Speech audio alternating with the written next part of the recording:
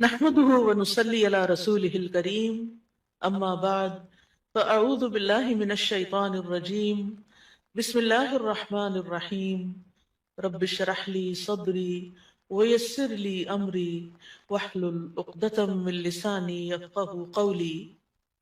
ابن مسعود کہتے ہیں جب کوئی آدمی اللہ سے سوال کرنے کا ارادہ کرے تو پہلے وہ اللہ کی ایسی حمد و ثنا بیان کرے جو اس کے لائق ہے، پھر نبی صلی اللہ علیہ وسلم پر درود بھیجے، اس کے بعد دعا کرے۔ اس طرح کرنے سے ممکن ہوگا کہ وہ کامیاب ہو جائے، یعنی اپنی مطلوبہ چیز کو پا لے، اس کی دعا قبول ہو جائے۔ حضرت علی رضی اللہ عنہ کہتے ہیں ہر دعا روک دی جاتی ہے یہاں تک کہ محمد صلی اللہ علیہ وسلم پر درود پڑھا جائے۔ یہ ان کے احساسات ہیں اور وہ سمجھتے ہیں کہ یہ درود ہی دعاؤں کو آگے بڑھانے والا ہے۔ مناوی کہتے ہیں کل دعا محجوب، یعنی ہر دعا سے قبولیت روک دی جاتی ہے یہاں تک کہ دعا کرنے والا نبی صلی اللہ علیہ وسلم پر درود پڑھتا ہے، یعنی دعا اللہ کی طرف نہیں اٹھتی یہاں تک کہ اس کے ساتھ نبی صلی اللہ علیہ وسلم پر درود کو نہ ملایا جائے، کیونکہ درود دعا کی قبولیت کا وسیلہ ہے۔ ہم نے دعا کی اہمیت اور آداب میں پڑھا تھا کہ کچھ وسیلے ایسے ہیں جو جائز ہیں اور کچھ وسیلے ایسے ہیں جو درست نہیں ہیں۔ تو جائز وسیلوں میں سے ایک وسیلہ کیا ہے کہ ہم درود پڑھیں تاکہ ہماری دعا آگے بڑھے۔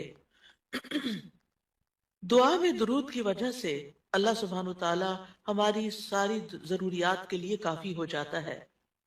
صحیح الترغیب والترہیب میں آتا ہے ایک شخص نے عرض کیا، اے اللہ کے رسول صلی اللہ علیہ وسلم، کیا میں اپنی دعا کا تہائی یعنی 1/3 حصہ آپ پر درود پڑھنے کے لیے مقرر کر دوں؟ آپ نے فرمایا ہاں اگر تم چاہو تو۔ اس نے کہا 2/3 2/3؟ آپ نے فرمایا ہاں اگر تم چاہو۔ اس نے کہا اگر میں ساری دعا درود کے لیے مقرر کر دوں؟ تو رسول اللہ صلی اللہ علیہ وسلم نے فرمایا پھر تو اللہ تمہاری دنیا اور آخرت کے غم و فکر کے لیے تمہیں کافی ہو جائے گا۔ اس کا یہ مطلب نہیں ہے کہ ہم پھر کوئی دعا مانگے ہی نہ، اس کا مطلب یہ ہے کہ زیادہ سے زیادہ درود پڑھیں۔ یعنی دعائیں تو ہم مخصوص وقت میں پڑھتے ہیں یا پھر جب جب کوئی ضرورت پیش آتی ہے، لیکن درود ہم ہر وقت پڑھ سکتے ہیں۔ یعنی ہماری تمام روزانہ کی جو روٹین ہے، چلتے پھرتے اٹھتے بیٹھتے، کیونکہ کچھ لوگوں نے اس کے ساتھ بھی بڑی پابندیاں عائد کی ہوئی ہیں کہ اس بغیر وضو کے درود نہ پڑھا جائے، سر پہ دوپٹے کے بغیر درود نہ پڑھا جائے، راستے میں کہیں درود نہ پڑھے، ایسا کچھ نہیں ہے۔ دعا ہو، ذکر ہو، درود ہو، وضو کے ساتھ، وضو کے بغیر، راستے میں، سوتے جاگتے اٹھتے بیٹھتے، ہر جگہ پڑھ سکتے ہیں۔ صرف یہ ہے کہ نماز جو ہے وہ وضو کے بغیر نہیں ہوتی، وہ پوری طرح سطر ڈھانکے بغیر نہیں ہوتی۔ آپ لمبی سے لمبی نماز پڑھ رہے ہیں لیکن آپ نے ایسا دوپٹہ اوڑا ہوا ہے کہ آپ کے بال جھلک رہے ہیں تو آپ کی نماز نہیں ہوگی، آپ کی محنت ضائع ہو جائے گی۔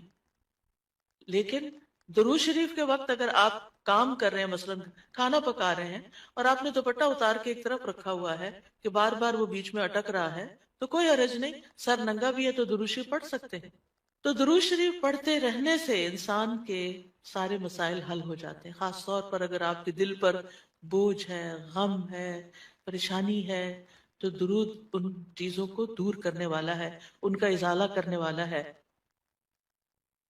یہ دنیا اور آخرت کی خیر کو جمع کرنے والا ہے، کیونکہ اللہ تعالیٰ جس کو غم اور فکر میں کافی ہو جائے تو ایسا شخص دنیا اور آخرت دونوں کی پریشانیوں سے نکل جائے گا، کیونکہ نبی صلی اللہ علیہ وسلم نے درود کی فضیلت کیا بتائی کہ پھر اللہ تعالیٰ اس کو دنیا اور آخرت کے ہم و غم کے لیے کافی ہو جائے گا، یعنی پھر سارے معاملات آپ کے اللہ کے سپرد ہو جائیں گے۔ یعنی اذن یکفیک اللہ ما اہمک، تمہاری دینی، دنیاوی، اخروی معاملات، ہر چیز میں جو پریشانیاں ہیں انشاءاللہ وہ دور ہو جائیں گی۔ کیونکہ اس کی وجہ کیا ہے؟ اس کی وجہ یہ ہے کہ انسان اللہ سبحانہ وتعالیٰ کی طرف متوجہ ہوتا ہے اور ایک محسن کے احسانات کو یاد کرتا ہے۔ یعنی جیسے شکر نعمتوں کو بڑھاتا ہے نا، لَإِن شَكَرْتُمْ لَأَزِيدَنَّكُمْ، اگر تم نے شکر ادا کیا تو میں تمہیں کیا کروں گا؟ اور نعمتیں دوں گا۔ درود شریف کیا ہے؟ اگر آپ غور کریں تو درود کیا ہے؟ درود دراصل نبی صلی اللہ علیہ وسلم کے ہم پر جو احسانات ہیں کہ آپ نے ہمیں ایمان سے روشناس کیا، قرآن سے روشناس کیا، حکمت سے روشناس کیا، اور ہماری خاطر دعائیں کی، بے شمار احسانات ہیں نا آپ صلی اللہ علیہ وسلم۔ آج ہم آپ کو کیا بدلہ دے سکتے ہیں؟ کس شکل میں بدلہ دے سکتے ہیں؟ ہم آپ کے لیے کیا کر سکتے ہیں؟ ہمارے والدین ہمارے ساتھ احسان کرتے ہیں تو ہم ان کی خدمت کرتے ہیں، ہم ان کو کچھ پکا کے دے دیتے ہیں، ہم ان کو کچھ کھلا دیتے ہیں، ہم ان کو کچھ گفٹ دے دیتے ہیں، ہم ان کو یعنی مختلف طریقے سے ماں باپ کو خوش کرنے کی کوشش کرتے ہیں، چاہے انہیں ضرورت ہو یا نہ ہو۔ ہم سب ایسے ہی کرتے ہیں نا، یعنی ہم یہ تھوڑی دیکھتے ہیں کہ ان کو اس وقت ہمارے لاڈ پیار کی ضرورت ہے یا نہیں ہے، وہ دکھی ہیں، پریشان ہیں یا نہیں ہے۔ ہم اپنی محبت کا اظہار کسی نہ کسی شکل میں کرتے رہتے ہیں۔ وہ فوت ہو جاتے ہیں تو پھر کیا کرتے ہیں؟ پھر ان کو وزٹ نہیں کر سکتے، ان کو دیکھ نہیں سکتے، ان کو کچھ دے نہیں سکتے، انہیں کچھ کھلا پلا نہیں سکتے، پھر ہم ان کے لیے بس صرف دعائیں کرتے ہیں یا صدقہ خیرات کر دیتے ہیں۔ یہی چیزیں ان کو فائدہ دیتی ہیں۔ نبی صلی اللہ علیہ وسلم کے احسانات ہم پر سب انسانوں سے زیادہ ہیں، ہمارے ماں باپ سے بھی زیادہ ہیں ہم پر۔ اگر ہم سیرہ پڑھیں اور دیکھیں کہ آپ نے کتنے دکھ اٹھائے، کتنے غم اٹھائے، کتنی پریشانیوں سے گزرے، تو حیران ہو جاتا ہے انسان کہ اتنی بھی سچی خیرخواہی کسی انسان کے اندر ہو سکتی۔ النبی اولا بالمؤمنین من انفسہم، نبی تو تم پر تمہاری جانوں سے بھی زیادہ تمہارے قریب ہے، تمہارے مدد، تمہارے لیے مہربان ہے۔ یعنی ہم اپنی جانوں کے بارے میں اتنے فکر مند نہیں ہوتے، ہم اپنے آپ کو خود جہنم کی آگ سے بچانے کے لیے وہ فکر نہیں کرتے جتنی فکر ہمارے نبی صلی اللہ علیہ وسلم نے ہمارے لیے کی۔ تو ان کے احسانات کا بدلہ کیسے دیں گے ہم ان کے لیے کیا کریں گے؟ ہم ان کے لیے درود پڑھیں گے۔ تو یہ درود کا پڑھنا، آپ کے احسانات کا بدلہ تو ہم کہاں سے دے سکتے ہیں، لیکن اس کے جواب میں ایک شکریہ ادا کرنے کا انداز ہے، ان کی مہربانیوں کا ایک طرح سے ہم ان کی مہربانیوں کو اکنالج کرتے ہیں۔ کیونکہ جو شکر گزار انسان ہوتا ہے وہ دنیا میں بھی مطمئن ہوتا ہے، اس کی ایک فلفلمنٹ ہوتی ہے، اور پھر یہ ہے کہ اس کے آگے کے مرحلے بھی آسان ہوتے ہیں۔ وہ جس کے ساتھ بھی معاملہ کرتا ہے، جس کے ساتھ بھی شکر گزاری کا معاملہ کرتا ہے، عام انسانوں کے ساتھ بھی، تو وہ ان کا محبوب بن جاتا ہے۔ تو جب ہم اللہ تعالیٰ کا شکر ادا کرتے ہیں تو کیا ہم اللہ کے محبوب نہیں ہوں گے؟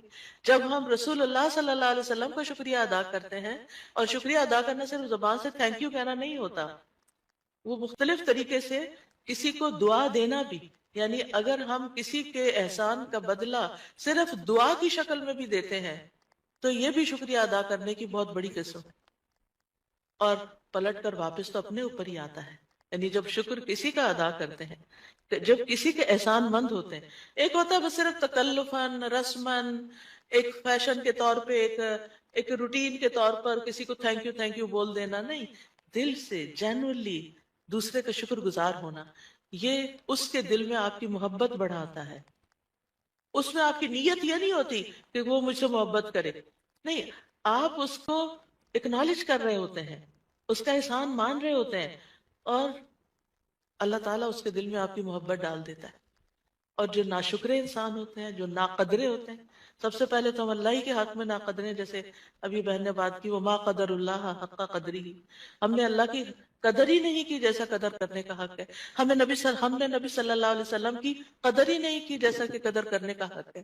تو ہماری یہ تسبیحات اور ہمارا یہ درود شریف اس قدر کی طرف بڑھنے کا ایک چھوٹا سا جسچر ہے کہ ہم واقعی اس بات کو مانتے ہیں کہ ان کے ہم پر احسانات تھے۔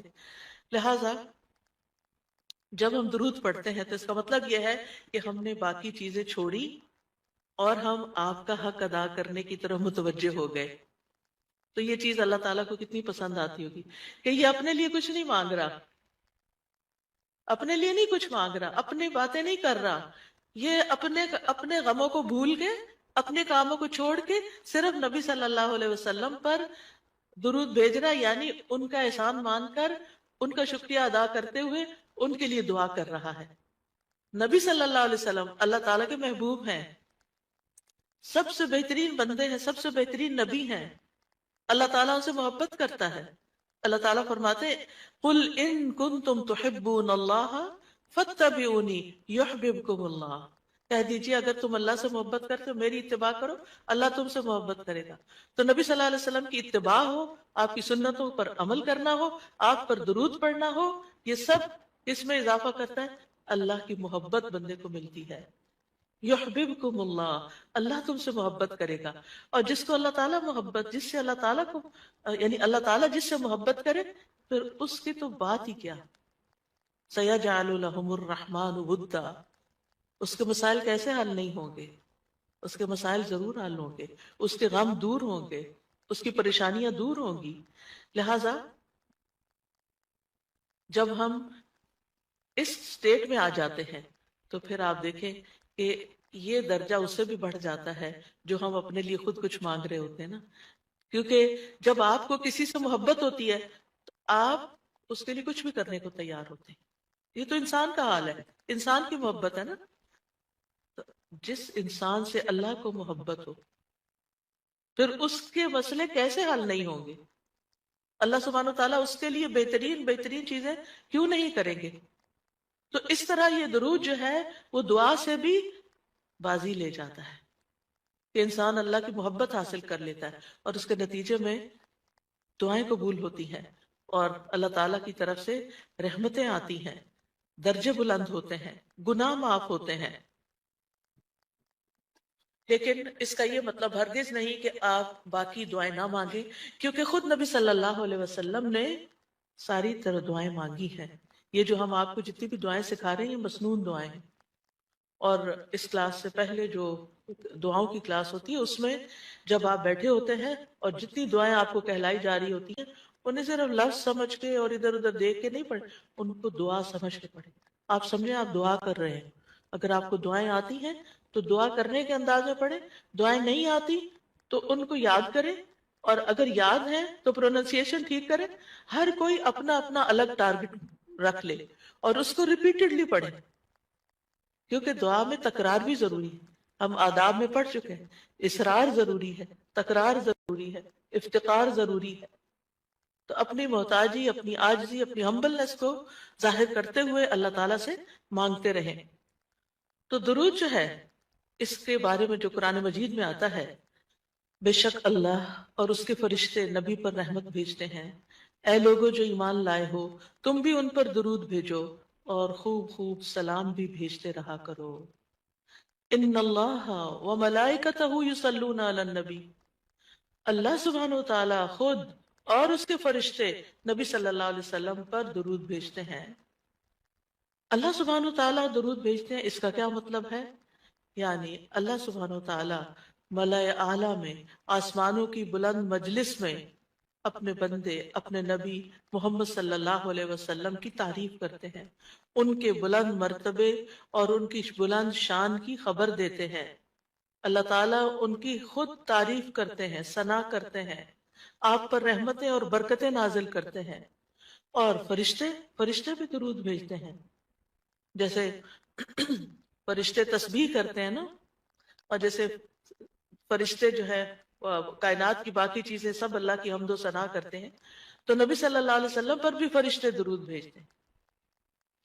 اور وہ بھی ان کا درود بھیجنا کیا ہے کہ آپ کے لیے رحمت اور مغفرت اور بلندی درجات کی دعا. یعنی ایک تو فرشتے ایمان والوں کے لیے دعا کرتے ہیں، دوسرا یہ کہ فرشتے نبی صلی اللہ علیہ وسلم کے لیے خاص دعائیں کرتے ہیں. تو اگر اللہ تعالیٰ ان پہ درود بھیجتا ہے، ان پہ رحمتیں نازل کرتا ہے، فرشتے درود بھیجتے ہیں، تو پھر اہل ایمان کو کیا کرنا چاہیے؟ پہلے اللہ تعالیٰ اور فرشتوں کی بات کی گئی تاکہ ہمارے اندر بھی شوق پیدا ہو کہ ہم بھی درود بھیجیں.